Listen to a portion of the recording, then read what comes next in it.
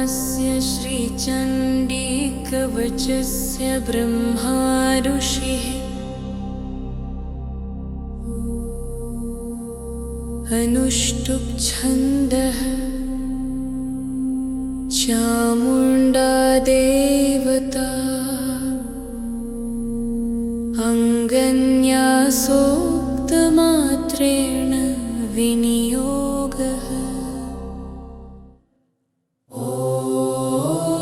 यद्गुह्यं परमं लोके सर्वरक्षाकरं नृणां यन्न कस्यचिदाख्यातं तन्मे ब्रूहि पितामह। अस्ति गुह्यतमं विप्र सर्वभूतोपकारकं देव्यास्तु कवचं पुण्यं तच्छृणुष्व महामुने। प्रथमं शैलपुत्री च द्वितीयं ब्रह्मचारिणी तृतीयं चन्द्रघण्टेति कूष्माण्डेति चतुर्थकम् पञ्चमं स्कन्दमातेति षष्ठं कात्यायनीति च सप्तमं कालरात्रिश्च महागौरीति चाष्टमम् नवमं सिद्धिदात्री च नवदुर्गाः प्रकीर्तिता उक्तानेतानि नवमानि ब्रह्मणैव महात्मना।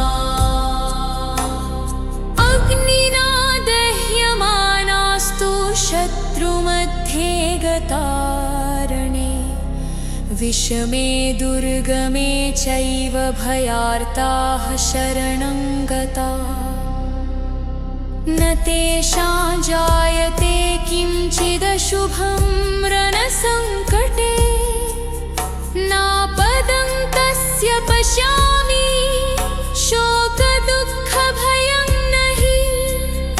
येस्तु भक्त्या स्मृता नित्यं तेषां वृद्धिः प्रजायते ये त्वां स्मरन्ति देवेशि रक्षसे तान् न संशयः।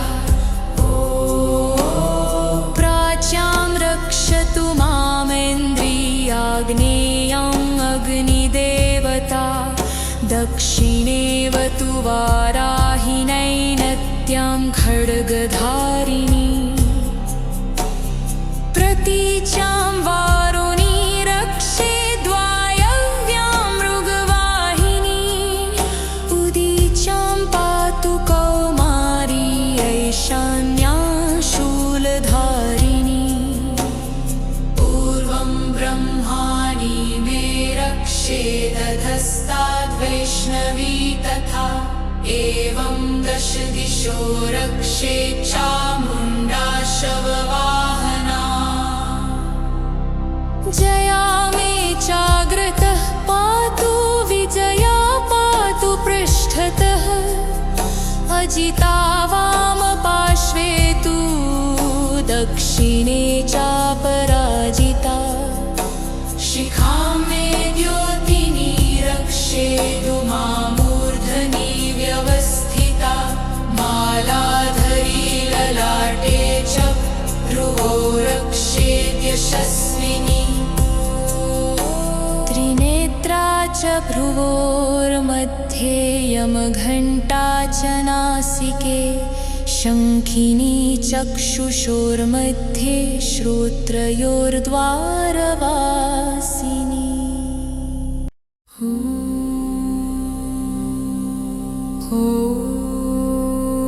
अस्य श्रीचण्डीकवचस्य ब्रह्मा ऋषिः अनुष्टुप् छन्दः चामुण्डा देवता अङ्गन्यासोक्तमात्रेण विनियोगः। ॐ यद्गुह्यं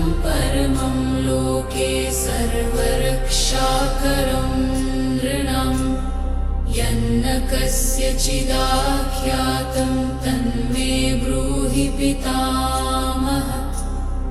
अस्ति गुह्यतमं विप्र सर्वभूतोपकारकं देव्यास्तु कवचं पुण्यं तच्छृणुष्व महामुने।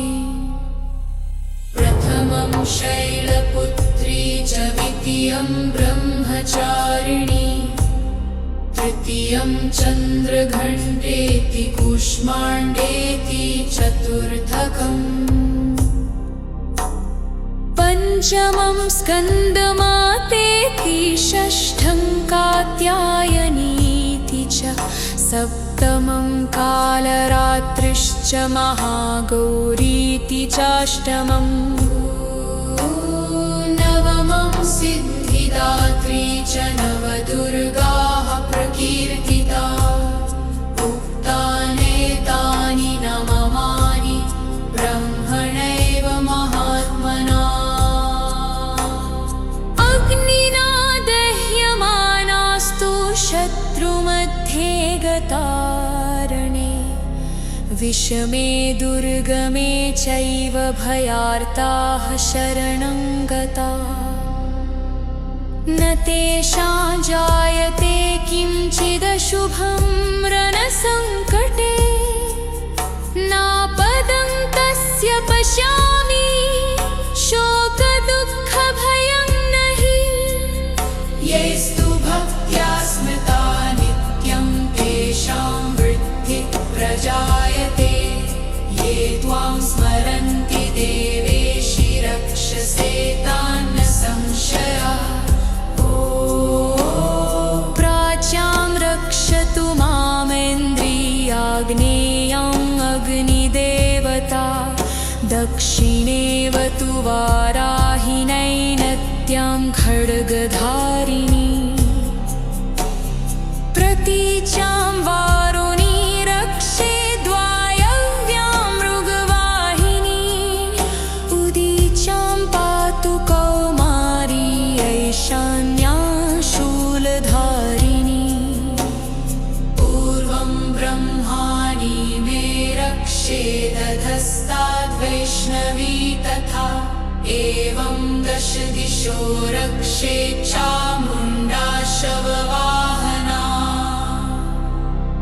जया मे चाग्रतः पातु विजया पातु पृष्ठतः अजिता वामपार्श्वे तु दक्षिणे चापराजिता। शिखां मे द्योतिनी रक्षेदु मामूर्धनि व्यवस्थिता। मालाधरी ललाटे च भ्रुवो रक्षेद्यशस्विनी। त्रिनेत्रा च भ्रुवोर्मध्ये यमघण्टा च नासिके शङ्खिनी चक्षुषोर्मध्ये श्रोत्रयोर्द्वारवासिनी।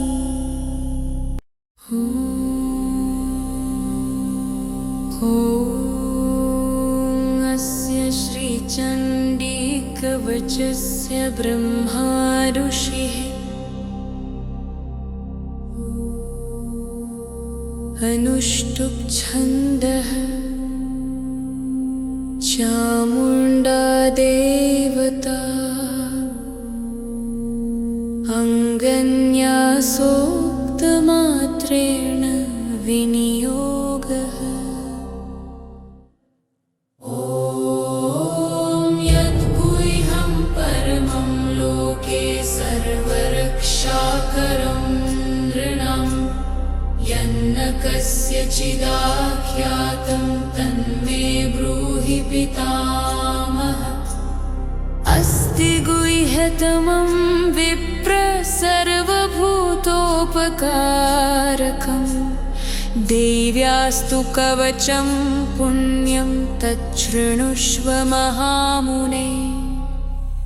प्रथमं शैलपुत्री च द्वितीयं ब्रह्मचारिणी तृतीयं चन्द्रघण्टेति कूष्माण्डेति चतुर्थकम् पञ्चमं स्कन्दमातेति षष्ठं कात्यायनीति च सप्तमं कालरात्रिश्च महागौरीति चाष्टमम्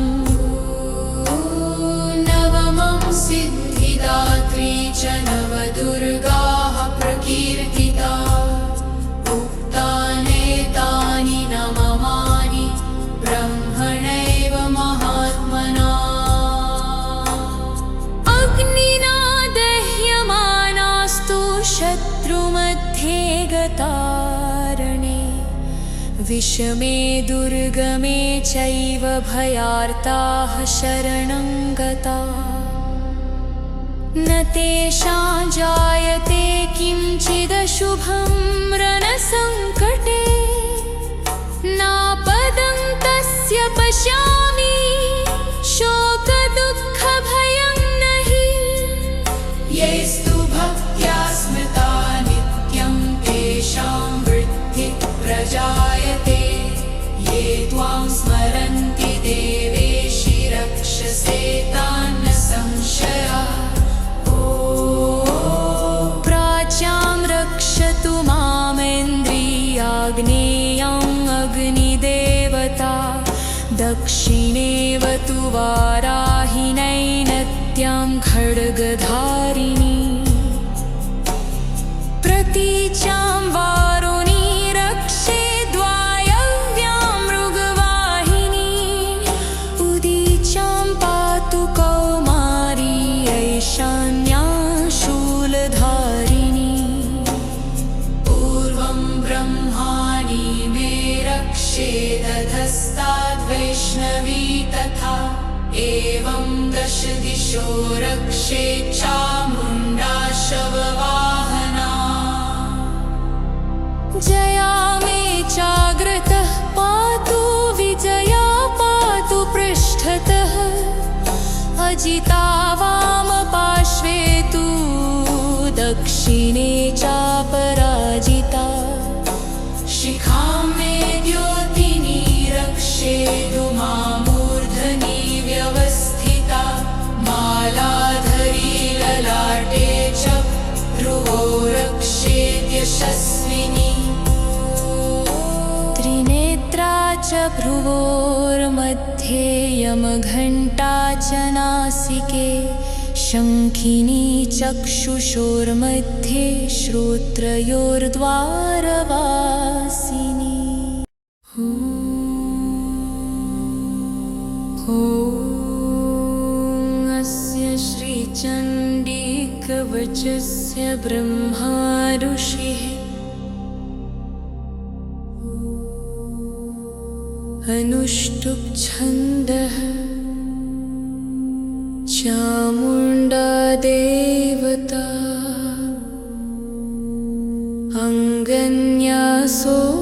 अङ्गन्यासोक्तमात्रेण विनियोगः ॐ यद्गुह्यं परमं लोके सर्वरक्षाकरं नृणां यन्न कस्यचिदाख्यातं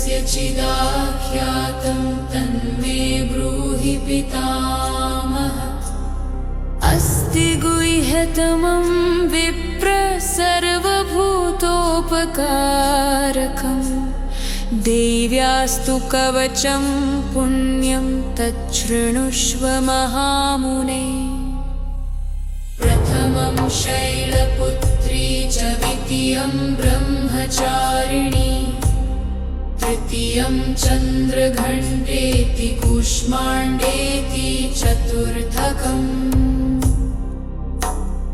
पञ्चमं स्कन्दमातेति षष्ठं कात्यायनीति च सप्तमं कालरात्रिश्च महागौरीति चाष्टमम्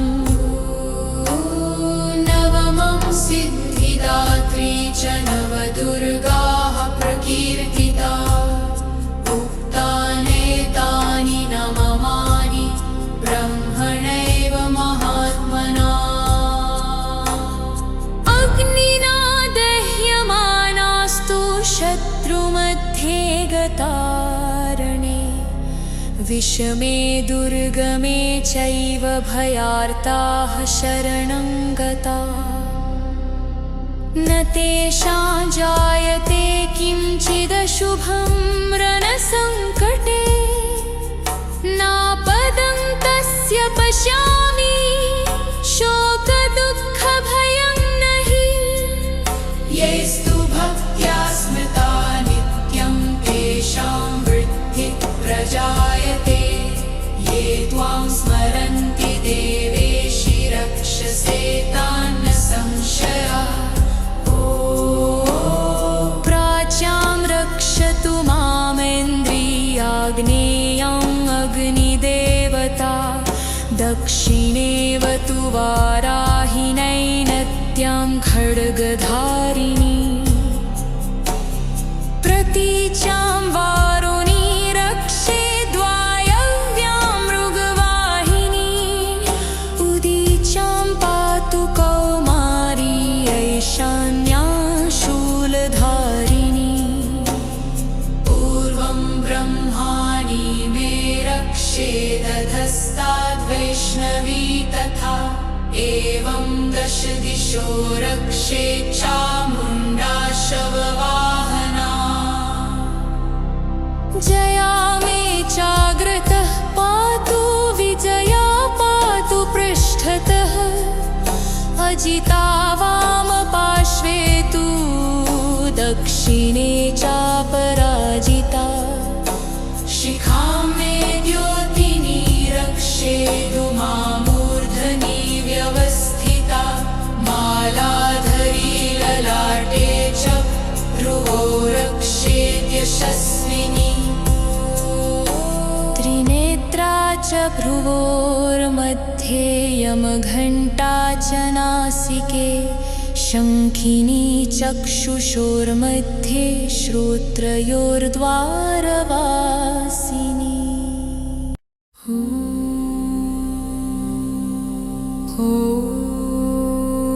अस्य श्रीचण्डीकवचस्य ब्रह्मा ऋषिः अनुष्टुप् छन्दः चामुण्डा देवता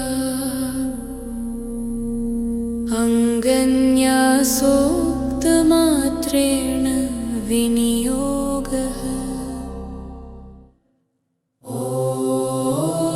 यद्गुह्यं परमं लोके सर्वरक्षाकरं नृणां यन्न कस्यचिदाख्यातं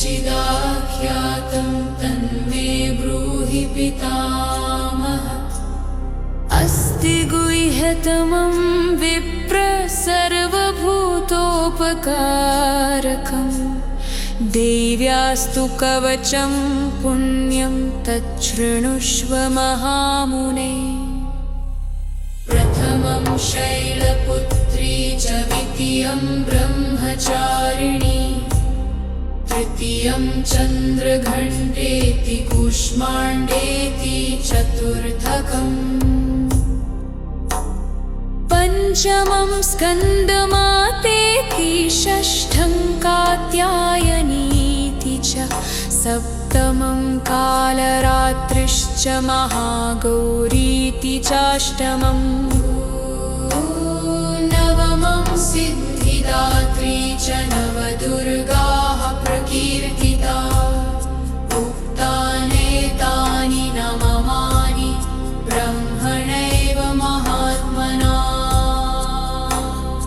अग्निना दह्यमानास्तु शत्रुमध्ये गतारणे विषमे दुर्गमे चैव भयार्ताः शरणं गताः न तेषां जायते किञ्चिदशुभं रणसङ्कटे नापदं तस्य पश्यामि शोकदुःखभयं नहि येस्तु भक्त्या स्मृता नित्यं तेषां वृद्धिः प्रजायते ये त्वां स्मरन्ति देवेशि रक्षसे तान् न संशयः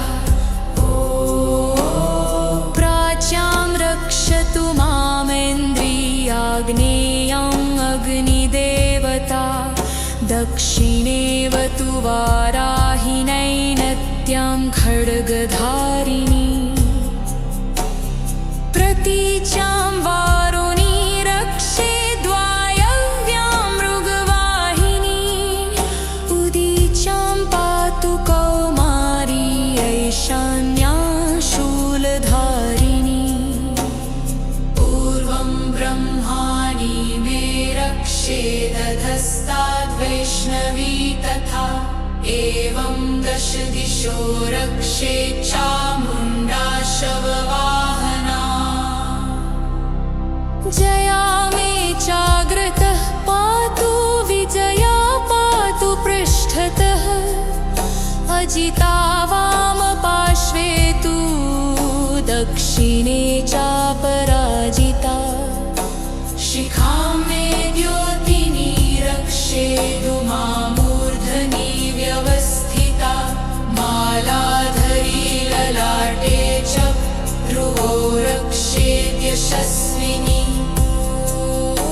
त्रिनेत्रा च भ्रुवोर्मध्ये यमघण्टा च नासिके शङ्खिनी चक्षुषोर्मध्ये श्रोत्रयोर्द्वारवासिनी